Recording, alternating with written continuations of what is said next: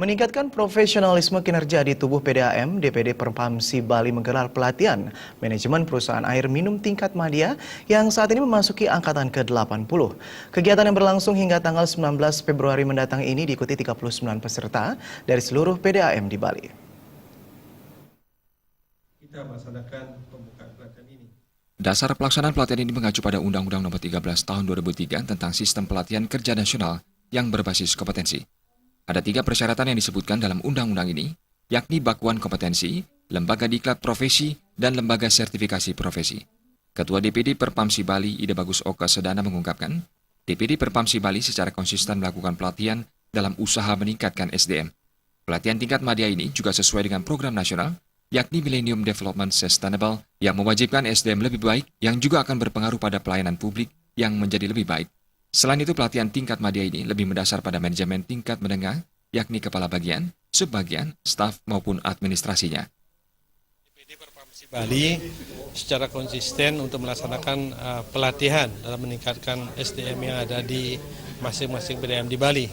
Khusus pelatihan saat ini yaitu pelatihan tingkat madya yang berbasis kompetensi yang ke-80 yang kita laksanakan di Bali ini lebih pada peningkatan kualitas sumber dayanya sesuai dengan program nasional terkait dengan Millennium Development Sustainable yang mewajibkan seluruh PDAM itu memiliki kualitas daripada SDM yang jauh lebih baik sehingga pelayanan publik khususnya di bidang perair minuman di masing-masing PDAM yang ada di Kabupaten di Bali bisa berlangsung dengan lebih baik.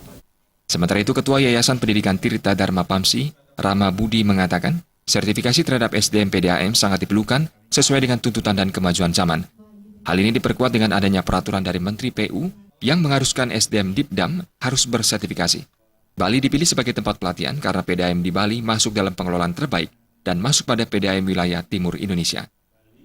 Batam, Pontianak, Pekanbaru juga sudah, Medan juga sudah, dan insya Allah sama seperti juga pariwisata kan.